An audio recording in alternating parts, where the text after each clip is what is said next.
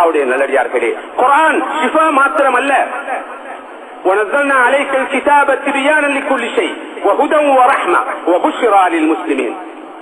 அது அனைத்துக்கும் விளக்கம், அது நேர் வழி காட்டக்கூடியது, அது அருளாக அமைய பெற்றது, அது சுப செய்தியாக இருக்கக்கூடியது. அல்லாஹ் சொல்கிறான், இது திபியான், அனைத்துக்கும் விளக்கம்.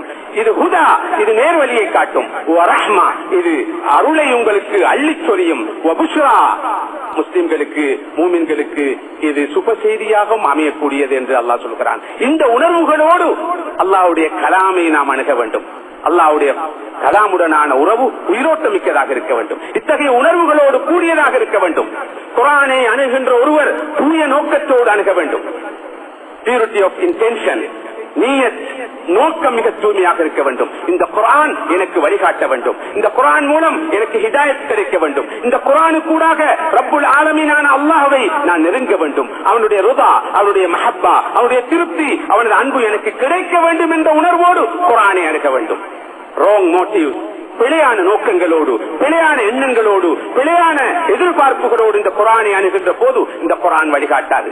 வெறும் இன்டெலெக்சுவல் பிளஷர் என்று சொல்வார்கள், வெறும் சிந்தனைக்கு விருந்தாக, ஒரு வகை அறிவை மாத்திரம் பெறுவதற்காக, தத்துவ சர்ச்சையில் ஈடுபடுவதற்காக, வாத பிரதிவாதங்களில் ஈடுபடுவதற்காக, தர்க்க குதர்க்கங்களில் ஈடுபடுவதற்காக அல்லாஹ்வுடைய கலாமை அணுகின்ற போது இந்த கலாம் உண்மையான வழிகாட்டலை தராது. அல்லாஹ்வுடைய கலாமை, குர்ஆனை அணுகின்ற ஒருவர் ஷுக்ரோடு அணுக வேண்டும். ரப்புல் ஆலமீனான அல்லாஹ்வுடைய கலாமை பார்க்கிற பாக்கியத்தை எனக்கு தந்த அந்த அல்லாஹ்வுக்கு எல்லா புகழும். அதனை ஓதக்கூடிய பாக்கியத்தை தந்தானே, அதன் வசனங்களை விளங்கக்கூடிய பாக்கியத்தை தந்தானே, அந்த அல்லாஹ்வுக்கு எல்லா புகழும் என்று அந்த நன்றி உணர்வோடு அல்லாஹ்வுடைய கலாமை நாம் அணுக வேண்டும். லஇன் ஷக்கர்தும் லஅஸீதன்னகும், நீங்கள் நன்றியோடு நடந்து கொண்டால் நான் உங்களுக்கு அதிகரித்து தருவேன் என்று அல்லாஹ் சொல்கிறான். இந்த நன்றி உணர்வோடு அல்லாஹ்வுடைய கலாமை ஓதுகிற போது நிச்சயமாக அல்லாஹ் ஹிதாயத்துடைய வாயில்களை, நேர்வழியின் வாயில்களை நமக்கு திறந்து தருவான். இதோ நான் அல்லாஹ்வின் சன்னிதானத்தில் இருக்கிறேன், அவனுடைய கலாமை ஓதிக்கொண்டிருக்கிறேன், அவனுக்கு முன்னால் நிற்கிறேன் என்ற உணர்வோடு அல்லாஹ்வுடைய கலாமை ஓத வேண்டும். வஹுவ மஅக்கும் ஐனமா குன்தும், நீங்கள் எங்கிருந்த போதிலும் அல்லாஹ் உங்களோடு இருக்கிறான் என்று அல்லாஹ் சொல்கிறான். வனஹனு அக்ரபு இலைஹி மின் ஹப்லில் வரீத், பிடரி நரம்பை விட நாம் மனிதனுக்கு மிக நெருக்கமாக இருக்கிறோம் என்று அல்லாஹ் சொல்கிறான். அல்லாஹ்வுடைய கலாமை நாம் ஓதுகிற போது, அவனது வார்த்தைகளை, அவனுடைய வசனங்களை, அவனுடைய பேச்சை ஓதுகிற போது அவன் நம்மை பார்த்துக் கொண்டிருக்கிறான், அவன் நம்மை செய்மறுத்துக் கொண்டிருக்கிறான், நாம் அவனுடைய சன்னிதானத்திலே இருக்கிறோம் என்ற உணர்வு நமக்கு இருக்க வேண்டும். இமாம் கஸ்ஸாலி ரஹ்மத்துல்லாஹி அவர்கள் இதைவிட ஒரு உயர்ந்த அந்தஸ்தை சொல்வார்கள். குர்ஆனை ஓதுகின்ற போது தரக்தி என்ற நிலையை நோக்கி நீங்கள் செல்லுங்கள். நான் அல்லாஹ் சொல்ல நான் கேட்டுக் கொண்டிருக்கிறேன், அல்லாஹ் தான் எனக்கு அவனுடைய வசனங்களை ஓதி காட்டிக் கொண்டிருக்கிறான், நான் அதனை செய்மடுத்துக் கொண்டிருக்கிறேன் என்ற உணர்வோடு அல்லாஹ்வுடைய கலாமை ஓத வேண்டும். இத்தகைய ஒரு உணர்ச்சி பூர்வமான உறவு குர்ஆனோடு இருக்கிற போதுதான் குர்ஆன் ஃபுதைல் இப்னு இயாதுகளை உருவாக்கும், உமர் இப்னு கத்தாபுகளை உருவாக்கும், இத்தகைய ஆயிரம் மனிதர்களை, லட்சோபலட்ச மனிதர்களை உருவாக்கும். முஹம்மது இப்னு கஅப் அல்-கர்தி ரஹ்மத்துல்லாஹி அவர்கள் சொல்கிறார்கள், மன் பலகஹுல் குர்ஆன் ஃபகஅன்னமா கல்லமஹுல்லாஹ், யாருடைய கைக்கு குர்ஆன் கிடைத்து விட்டதோ அல்லாஹ் அவரோடு நேரடியாக பேசினான் என்பதுதான் அதன் பொருள்.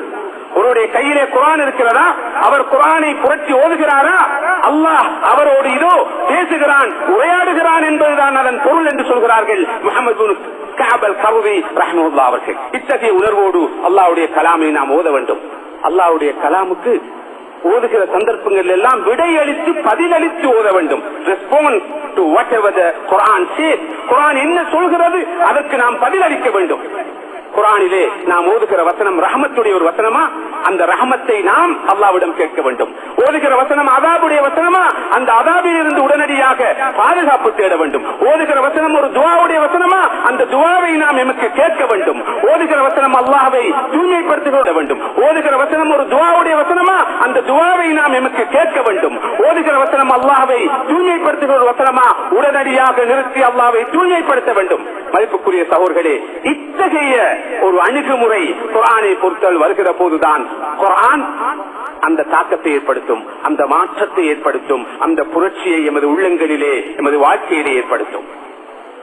குர்ஆனை ஓதுகிற ஒருவர், அணுகிற ஒருவர் அதனை திருத்தமாக ஓத வேண்டும். வரத்திலில் குர்ஆன தர்தீலா, நபியே நீங்க குர்ஆனை திருத்தமாக ஓதுங்கள் அல்லாஹ் சொல்கிறான். திருத்தமாக ஓதினால்தான் சிந்தனையோடு ஓதலாம், உணர்ச்சியோடு ஓதலாம், கருத்தை உள்வாங்கி ஓதலாம், உள்ளத்திலே தாக்கத்தை ஏற்படுத்திக் கொண்டு ஓதலாம். வெறுமனே குர்ஆனை அவசரமாக ஓதிக்கொண்டு செல்கிற போது இந்த தாக்கத்தை ஒரு நாளும் எதிர்பார்க்க முடியாது. எனவேதான் நமது ஆரம்ப கால மனிதர்கள் சொல்வார்கள், திருத்தமாக ஒரு ஜுசுவை ஓதுவது திருத்தம் இல்லாமல் 2 ஜுசுகளை ஓதுவதை விட சிறப்பானது, கூடிய நன்மையை தரக்கூடியது. திருத்தமாக ஒரு ஜுசுவை ஓதுவது திருத்தம் இல்லாமல் அவசரமாக 2 ஜுசுகளை ஓதுவதை விட உயர்ந்தது, சிறந்தது. திருத்தமாக ஓதுவது மாத்திரமல்ல, குர்ஆனை ராகமாக ஓத வேண்டும், முடியுமான வரை அழகாக ஓத வேண்டும். உங்களுடைய குரல் வளர்ப்பினால் குர்ஆனை அழகுபடுத்துங்கள் என்று சொன்னார்கள் ரசூலுல்லாஹி ஸல்லல்லாஹு அலைஹி வஸல்லம் அவர்கள். ஹஸ்ஸினுல் குர்ஆன பி அஸ்வாதிக்கும் ஃபஇன்ன ஸௌத்தல் ஹஸன் யஸீதுல் குர்ஆன ஹுஸ்னா. உங்களுடைய குரல் வளர்ப்பினால் அல் குர்ஆனுக்கு நீங்கள் அழகு செய்யுங்கள். அழகான குரல் அல் குர்ஆனுடைய அழகை மேலும் கூட்டும் என்று சொன்னார்கள் ரசூலுல்லாஹி ஸல்லல்லாஹு அலைஹி வஸல்லம் அவர்கள். லைஸ மின்னா மன் லம் யதகன்ன பில் குர்ஆன். குர்ஆனை ராகமாக ஓதாதவர்கள் எங்களை சேர்ந்தவர்கள் அல்ல என்று எச்சரிக்கிறார்கள் ரசூலுல்லாஹி ஸல்லல்லாஹு அலைஹி வஸல்லம் அவர்கள். அல் குர்ஆனை ஓதுகிற போது இத்தகைய உணர்வுகள் உடன் கூடியதாக எமது ஓதல் அமைய வேண்டிய தேவை அவசியம் இருக்கிறது. இவை அனைத்துக்கும் மேலாக அல் குர்ஆனை ஓதுகிற போது ஒவ்வொரு வசனத்தையும் அதன் கருத்தை அதன் பொருளை விளங்கிய நிலையில் புரிந்த நிலையில் ஓத வேண்டும். அல்லாஹ் சொல்கிறான், அஃபலா யத்ததப்பரூனல் குர்ஆன் அம் அலா குலூபின் அக்ஃபாலுஹா. அவர்கள் இந்த குர்ஆனுடைய ஆயத்துகளை சிந்தித்து பார்க்க மாட்டார்களா? அவர்களுடைய உள்ளங்களிலே தாளிடப்பட்டிருக்கிறதா, பூட்டு போடப்பட்டிருக்கிறதா என்று அல்லாஹ் கேட்கிறான்.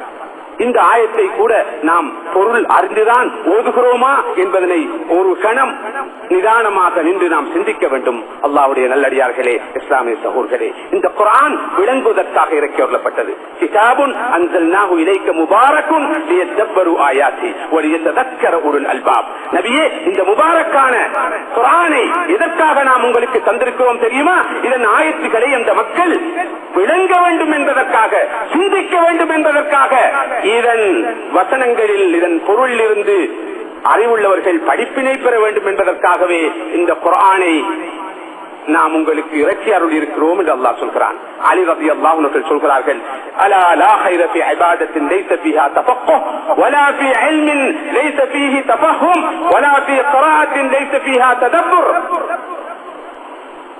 விளக்கம் இல்லாத நிலையில் செய்கிற இபாதத்திலே பிரயோசனம் இல்லை, தெளிவில்லாத அறிவிலும் பிரயோசனம் இல்லை, ஆய்வு இல்லாமல் சிந்தனை இல்லாமல் ஓதுகின்ற குர்ஆன் ஓதலிலும் கைறு இல்லை என்று சொல்கிறார்கள் அலி இப்னு அபி தாலிப் ரலியல்லாஹு அன்ஹு அவர்கள். இப்னு அப்பாஸ் ரலியல்லாஹு அன்ஹு அவர்கள் தர்ஜுமானுல் குர்ஆன் என்று வர்ணிக்கப்பட்டவர்கள். அவர்கள் சொல்கிறார்கள், லஅன் அக்ரா இதா ஸுல்ஸிலா والقارعة أتدبرهما أحب إلي من أن أقرأ البقرة وآل عمران تهديرا. இதா ஜுல்சிலத்தில் அர்து ஜில்சாலஹா என்ற அந்த சூறாவையும் அல் காரியா என்ற அந்த சூறாவையும் இந்த 2 சிறிய சூறாக்களையும் விளங்கி கருத்தை புரிந்து கிரகித்து ஓதுவது, சூரத்துல் பக்ராவையும் சூரா ஆல் இம்ரானையும் அந்த நீண்ட நெடிய 2 சூறாக்களையும் ஓதுவதை விட எனக்கு விருப்பத்துக்குரியதாகும் என்று சொன்னார்கள் இப்னு அப்பாஸ் ரலியல்லாஹு அன்ஹு அவர்கள்.